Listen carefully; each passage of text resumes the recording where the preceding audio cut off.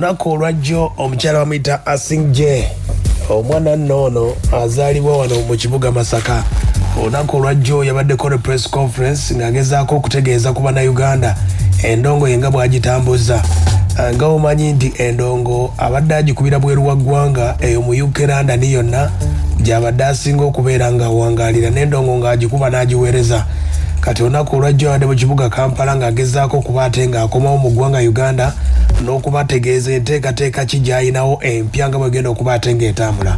Amannya ge ye Aisha Kaweesa era azaalibwa mu kibuga Masaka muno. Abamutegeera bamumanyi bulungi nnyo era yazze okuba ate ng'ayongeramu abantu abategeeze w'atuusizza Endongo ng'agitambuza ebweru w'eggwanga.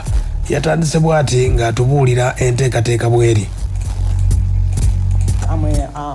I come from Europe. Most of the time I've spent them in Europe. Ndi mwana nzalwa yakuno banzalira wano Uganda. Ndi mwana munnamasaka. Njogera Oluganda n'enjogera ne mu bikocho. So enyimba zange zonna ezisinga za Luganda. Enyimba zange zonna ezisinga za Luganda. Era when you hear about my music, you feel the soul. You feel the soul, you feel it. That music you feel on your heart. Well, musical singer bwenyimba bwentyo. It's a real life story. I create stories, I write stories that people can relate to. Ebintu omuntu bya relating ko, ebintu ebiri real. Sagala nnyo okuteekayo ebintu kuwandiika bintu from out of the blue. Even though I have that part of me where I get into my own world and I say I can be a bit of Rihanna, I can be a bit of Beyonce, I can be a bit of Jay-Z. And if you look into my music like daggering, that when I step it in the club I do the rubber. Yoyo nno omwana munnamasaka nga badde awangaalira bweru yakomyewo okuba ate nga abategeeza kyasobodde okuba ate nga ajje bweru. Agamba nti Endongo y'omulundi guno ayagala okugikyusaako ekifaananyi ky'Endongo y'eggwanga Uganda omuli sound. Agamba nti kadongo kamu wa amaanyi, music yenna gwe baakuba wano wa amaanyi ne tubadde tubulamu ekintu kya sound wagenda okuba ate nga atambulira. Agamba nti musomesa mutendeke okusomesa kwabadde asomesa ebweru ate wano akomyewo okuba ate nga akubateera mu ndongo. I'm a qualified teacher in the European world. I teach children, and as a teacher I always carry my cap on. Even though I'm an artist as a Asingjay, I still think about the young people that are going to be crazy when I'm on the stage. Like, this is Asingjay, she's dressed like this. What's she wearing?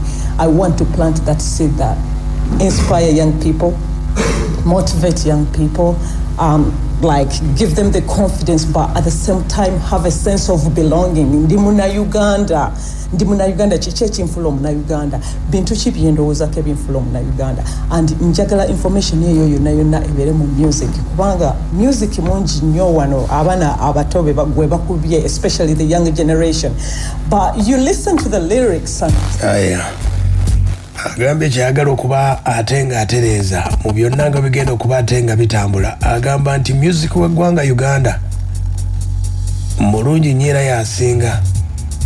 Era olulimi Oluganda eyo gy'abadde bagamba Oluganda lwe lusinga. Ndi mwana nzaalwa wano, ndi mwana munnamasaka. Music gwenkola e Bulaaya wabana Uganda. Abantu benyimbira abasinga audience yange e Bulaaya nga ni mu Karibu band which I formed myself and the lead singer.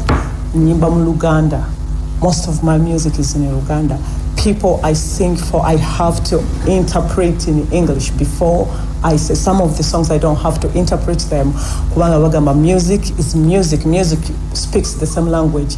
They enjoy the language. And by the way, the people in Europe, they say the Ugandan language is very musical, even when we are just talking. Luganda as a language is the most beautiful language in the world. I'm not saying because I'm a Ugandan, but I'm a bwe yategeezezaako agamba nti okumanya nti Masaka ate yanjawulo nnyo. Yayina university gye yali n'alaba nga baleese video y'abaana ba Masaka Kids Africana. Yasanyuka ebitagambika. Agamba yabategeeza abazungu ne beewuunya nti abaana bano yali abamanyi nti bava Masaka. Kati nno wano wategeereza nti bano abaana Masaka muvaamu talenti ezisinga mu Uganda yonna. these people here are talented. I don't even know how we get that gift here. Maybe we are born in clubs or something. You find little babies. There is Masaka kids. I was in the university. I was in one of the top universities for teaching in the UK, St. Mary's University, and they brought the Masaka kid. They brought the Massacre Kid video, and I screamed out of like 1,000 students on Zoom that I'm from there. I'm from Massacre. I've never been so proud that I couldn't contain myself quiet. I wanted the world to know I'm part of that. They come from where I come from. We speak the same language. I let all of them know. At the end of the presentation, everybody was coming to ask me questions, and I'm like, I don't even know them very well. Yeyo nno enjawulo y'e Masaka n'ebitone ebiva e Masaka. Asingjay ategeezezza nti waliwo abayimbi bye yeegomba ng'atandika Endongo eno era agamba be bano abaamuyambako. And I want to njagala okuraising a voice as an artist. Njagala kukozesa voice eyo okulaba nti nteke ensi yange ku mutindo. Abayimbi bangi like Nava Gray, I love her music. Irene Namubiru.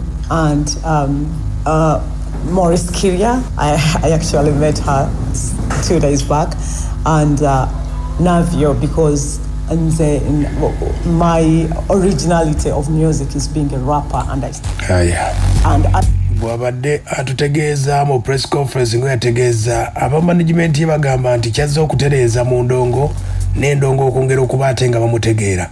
Tuli mugezaako kulaba nti tucreatinga products oba ennyimba ezo ze twenyumirizaamu ezirina omutindo omulungi, naye ng'omutindo ogwo teguvudde ku nnono zaffe ennono ze eziriwa.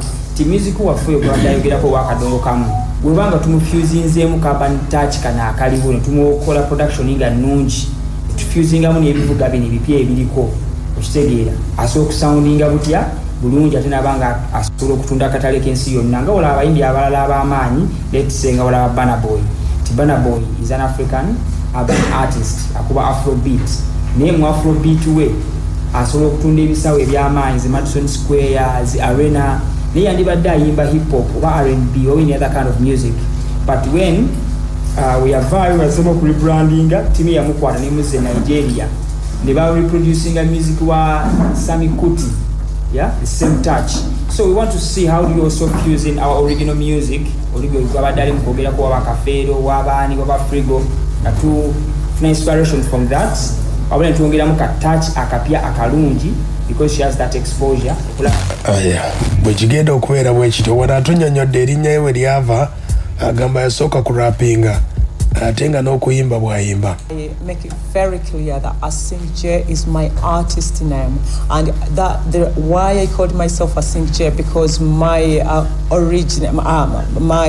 background, I started as a rapper, as a Asingjay. Asingjay is a rapper, a rap singer. Like you sing and you rap. Like how can I say like basically let me give you some an example. Like you sing it, when I step it in the club, I me do the rubber zaba. I love it with my hands in the air. I me slip it to the side. Like I'm not rapping, but I'm rapping and I'm singing. So I formed that name. I call myself like Asingjay. When I'm on my biography, like if people are interested in my work and they want to know me, then they get to see my real names. My real name's Aisha.